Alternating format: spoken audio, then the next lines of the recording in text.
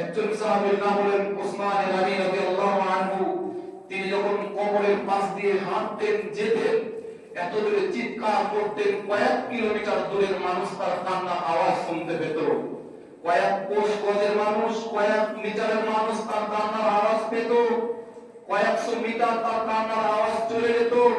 এবং তিনি যখন কবরের বর্ণনা শুনতেন, সবচেয়ে বেশি কাঁদতেন। জিজ্ঞাসা করা হলো সাহাবীদের মধ্যে, উসমান, আপনি জাহান্নামের কথা শুনেন এত বেশি কাঁদেন না, আখিরাতের কথা শুনেন এত বেশি কাঁদেন না, কবরের কথা শুনলে আপনি কেন কাঁদেন? তখন উসমানের জবাবটা এত সুন্দর, এত দামি জবাব, এত দামি উত্তর। তিনি বলছেন, তোমরা জানো না, আখিরাতে যাওয়ার প্রথম যে ধাপ তার নাম কবর। কবরে যে নিস্তার পরিত্রাণ পেয়ে যাবে, সে সমস্ত স্থানে পরিত্রাণ পেয়ে যাবে। আর এই কবরে যে ধরা পেয়ে যাবে, সে সমস্ত স্থানে ধরা পেয়ে যাবে। আমি উসমান, আমি না জানি এখানে ধরা খেয়ে যেতে পারি, তাই আমাদের সবচেয়ে বেশি ভয় লাগে কবরের জায়গাতে। বাড়ির পাশে আপনার দাদার কবর আছে, খোঁজ নিয়ে দেখবেন। আপনার দাদা সেই বাড়ির পাশে থাকার পরেও আপনার সাথে কোনো সাক্ষাৎ করার কোনো যোগাযোগ নেই। ভাবিয়েন না সে মাটির তলে চলে গেছে, ইহকাল ছেড়ে পরলৌকিক জীবনে চলে গেছে। নেই আলোর ব্যবস্থা, নেই বায়ুর ব্যবস্থা, নেই অক্সিজেনের ব্যবস্থা। সেখানে আমি আপনি কেমন একটা ঘরে থাকবো? 60-70 বছর ধরে জীবন যাপন করলাম, কত বন্ধু বান্ধবের সাথে কথা বললাম, কত কাজ করলাম, কত কথা বললাম, কত প্রশস্ত জমিনে পৃথিবীতে চলাচল করলাম। কোনদিন কোন মানুষের সাথে সংকীর্ণভাবে চলাচল করিনি। 3 হাতের ঘরে বসবাস করিনি, 12 হাতের ঘরে বসবাস করেছি। সেই মানুষটা কেমন একটা সিম্পল, সাধারণ, শুধু মাটির উপরে আপনাকে আমাকে রেখে আসবে, সেখানে আমি আপনি কেমন করে থাকবো? বিবেকবান মানুষ কোনদিন নিজেকে যদি প্রশ্ন করতে পারে, উত্তর পাবেন। আর উত্তর পেলে আপনি নিজেকে পাপ থেকে বাঁচাতে পারবেন। আল্লাহ রাব্বুল আলামিন বলছেন, কুল্লু নাফসিন যায়িকাতুল মাউত।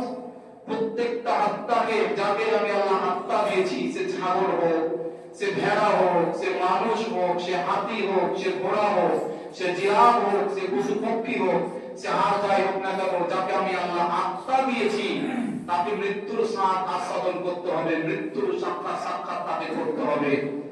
এবং আল্লাহ বলছেন, ওয়া ইন্নামা তুওয়াফাউনা উজুরাকুম ইয়াওমাল কিয়ামাহ।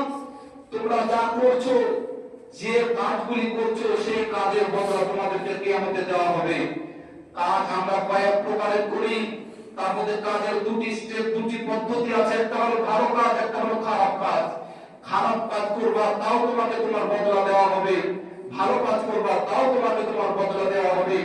ভাবিয়েন না বাবজি, কবরের আযাব বা আখিরাত অত সোজা জায়গা ভাবিয়েন না। যেভাবে আমি আপনি কবরকে বুঝি, কবরটা নয়। আমি আপনি কবরকে, আখিরাতকে যেভাবে জানি, আসলে আখিরাত সেরকমটা নয়।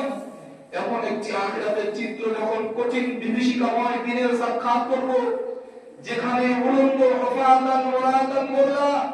আজকে যুবক, তুমি কেটিএম নিয়ে চলাচল করো, টাকা আছে বলে, তোমার আত্মা আছে বলে, তোমার সবকিছু আছে বলে বিশ্বাস করো। তুমি যুবক, তুমি বিশ্বাস করো। আজকে তুমি মোটা বাইক নিয়ে চলছো, দামি প্যান্ট শার্ট পরছো, বিশ্বাস করুন আপনি, এই যুবক আমাদের মাথায় উঠবেন হফাতান ওরাতান মোল্লা। ল্যাংটা, উলঙ্গ, অসহায় হয়ে উঠবে। ঘড়ি থাকবে না, পরনে পোশাক থাকবে না, কোন লুঙ্গি থাকবে না। আজকে আমি আপনি আমার ইজ্জত দেখে কে না চলতে চায়? কেউ চায়? কেউ নিজের ইজ্জতকে দাম করে, খোলা করে দিয়ে চলতে চায় না। সবাই নিজের ইজ্জতকে ছুপিয়ে রেখে চলতে চায়। সেদিন আপনি আমি সবাই উলঙ্গ অবস্থায় উঠবো। শুধু তাই নয়, সেই দিন সাক্ষাৎ করার আগে আল্লাহ বলছেন, মুসলমান হয়ে যাও। সেই দিন শুধু এমনি সেমনি কোনো দিন নয়। যদি আমি খারাপ কাজ করে থাকি, গান শুনে থাকি সারা জীবন, বিড়ি পান, সিগারেট পান, যতগুলি নেশা, যতগুলি খারাপ, যতগুলি মাদক দ্রব্য আমি পান করে থাকি, সব পাপ হবে। বন্ধু বান্ধবের পিছনে খরচ করেছি, সেটা ভালোর জন্য না খারাপের জন্য, সব হিসাব হবে। আর যারা হিসাবে ফেল করে যাবে, হাদিস থেকে উল্লেখিত, মানুষকে তার হিসাব দেওয়া হবে, মানুষকে তার হিসাব দেওয়া হবে পড়তে। ইকরা কিতাবাকা কাফা বিনাফসিকা আল-ইয়াওমা আলাইকা হাসিবা। মানুষকে তার 99 খানা খাতা দেওয়া হবে।